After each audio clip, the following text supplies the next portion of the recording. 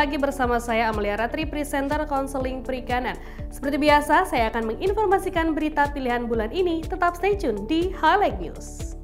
Kementerian Kelautan dan Perikanan bekerja sama dengan Kementerian Luar Negeri memberikan pelatihan budidaya perikanan berkelanjutan hulu hilir pada sejumlah negara di kawasan Afrika melalui skema pendanaan Lembaga Dana Kerjasama Pembangunan Internasional atau Indonesian Aid Kementerian Keuangan. Pelatihan ini menjadi salah satu bagian dari kerjasama Selatan-Selatan dalam mewujudkan ketahanan pangan global dan Sustainable Development Goals.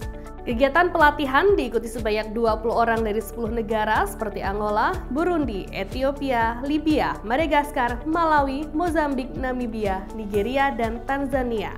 Para peserta dibekali beberapa materi pelatihan dengan tema budidaya nila dan ikan lele dari hulu ke hilir. Kepala Badan Penyuluhan dan Pengembangan Sumber Daya Manusia Kelautan dan Perikanan, Inyumar Diarta hadir mewakili Menteri Kelautan dan Perikanan menyampaikan bahwa sebagai mitra strategis kerjasama antara Indonesia dengan negara-negara Afrika telah lama terjalin untuk mencapai tujuan pembangunan global. Kolaborasi ini dibutuhkan dalam mengembangkan strategi bersama dan berbagi pengetahuan, pelatihan, dan pengalaman dalam memperkuat ketahanan iklim dan mitigasi gas rumah kaca di sektor perikanan, serta budidaya negara-negara bagian Afrika.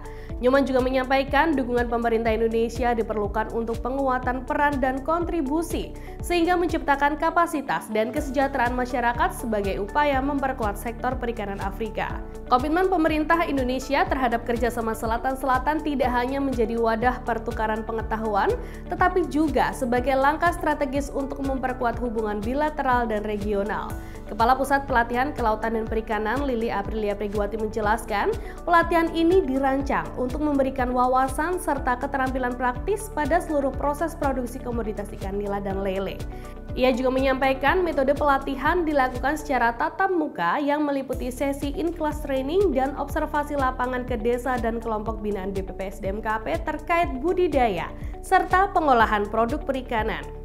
Para peserta dibekali beberapa materi pelatihan meliputi kebijakan pengembangan SDM Kelautan Perikanan, kebijakan kerjasama perikanan kawasan Afrika, persiapan wadah dan media bioflok lele dan nila, pembenihan dan pengelolaan benih lele dan nila, pemeliharaan ikan lele dan nila dengan media bioflok, pembuatan pakan lele dan nila dengan bahan baku maggot, pembuatan cheese stick nila, pembuatan churros tulang nila, pembuatan abon lele, pembuatan cookies ikan lele, serta field trip. Melalui pelatihan ini diharapkan dapat memberikan manfaat bagi peserta serta diimplementasikan di negara asal mereka. Selain itu, kolaborasi yang telah terjalin dapat memperkuat hubungan antar negara dan mendukung pencapaian tujuan bersama dalam mengelola sumber daya perikanan yang berkelanjutan. Peningkatan kompetensi sumber daya manusia di sektor kelautan dan perikanan menjadi faktor penting dalam mewujudkan 5 kebijakan ekonomi biru. Salah satu langkah yang dilakukan yakni dengan melaksanakan kegiatan pelatihan bagi sumber daya manusia kelautan dan perikanan untuk mencetak sumber daya manusia yang berdaya saing.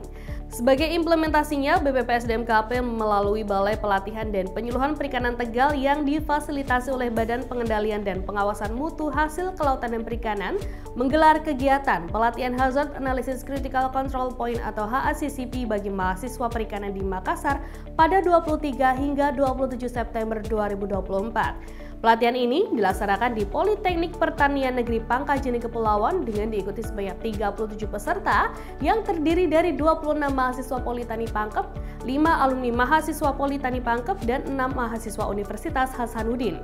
Pada kesempatan ini, Kepala Pusat Pelatihan Kelautan dan Perikanan Lili Aprilia Prigwati menyampaikan pelatihan HACCP ini sebagai bentuk manajemen risiko yang dikembangkan untuk menjamin keamanan pangan melalui pendekatan pencegahan. Keamanan pangan menjadi prioritas penting guna menjamin produk pangan aman dikonsumsi oleh konsumen. Penerapan sistem HACCP dalam produk pangan ini menjadi salah satu syarat agar dapat diterima oleh pasar domestik maupun internasional. Lili juga menambahkan, sistem HACCP juga dapat memberikan jaminan bahwa produk yang dihasilkan aman untuk dikonsumsi.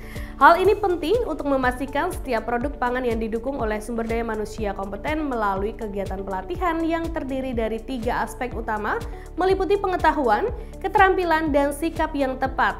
Para peserta turut dibekali materi berupa teori dan praktik guna mempersiapkan tenaga kerja terampil dalam menjamin keamanan produk pangan melalui sistem HACCP dan untuk menghadapi tantangan era industri 4.0 di Indonesia. Sebagai informasi, pada 3 hingga 6 September lalu, BPPSDM-KP melalui Puslat KP bekerja sama dengan BP2MHKP menggelar kegiatan pelatihan HACCP bagi penanggung jawab pada unit pengolah ikan. Pelatihan tersebut diikuti sebanyak 66 peserta yang terbagi menjadi 2 angkatan. Para peserta turut dibekali beberapa materi pelatihan berupa kompetensi inti dan kompetensi penunjang. Adanya pelatihan ini diharapkan mampu menerapkan ilmu untuk menghadapi tantangan kerja di kemudian hari. KKP terus berupaya mewujudkan perikanan Indonesia semakin berkelanjutan berkonsep Blue Economy.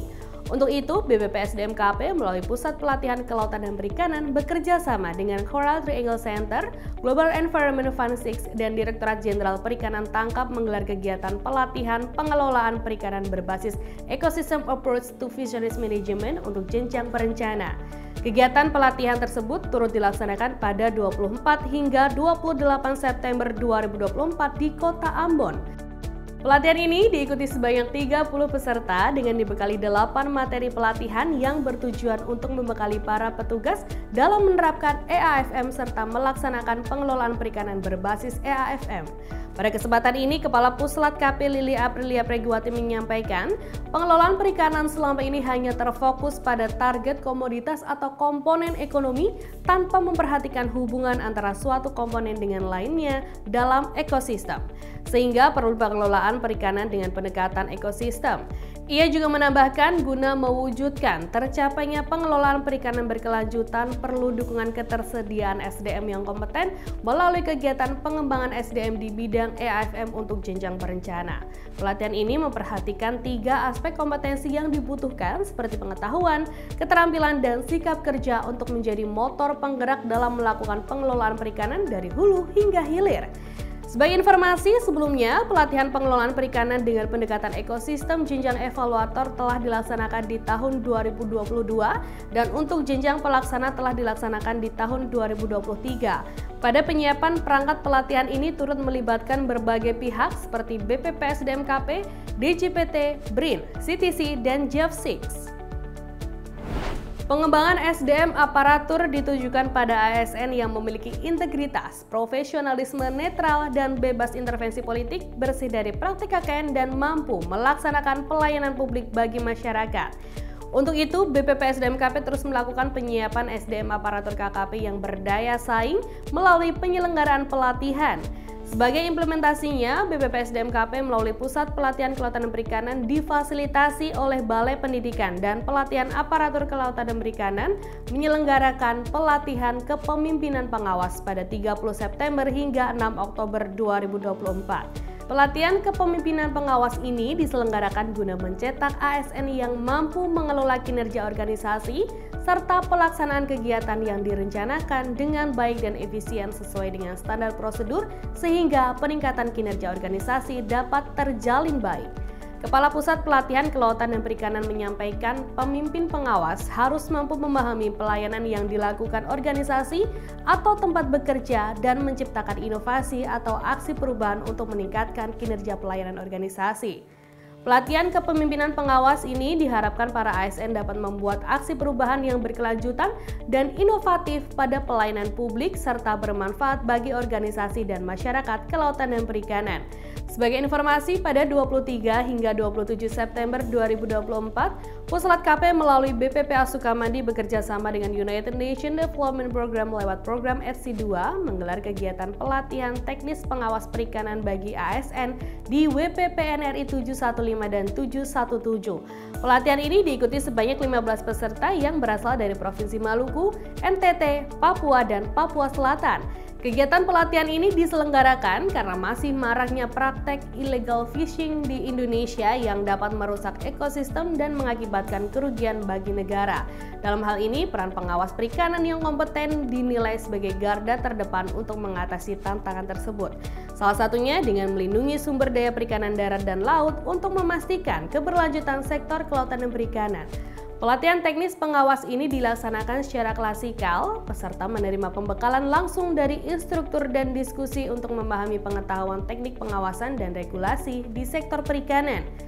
Adanya pelatihan ini, para peserta diharapkan dapat meningkatkan pengetahuan dan keterampilan dalam melaksanakan tugas pengawasan di darat maupun di laut, serta mampu menjadi garda terdepan dalam menjaga kelestarian sumber daya kelautan dan perikanan. Nah, itu dia Minamania Highlight News yang telah dirangkum oleh tim konseling perikanan. Nantikan informasi menarik tentang kelautan dan perikanan lainnya. Jangan lupa untuk selalu like, komen, share, subscribe, dan nyalakan tombol notifikasinya. Sampai jumpa di episode selanjutnya.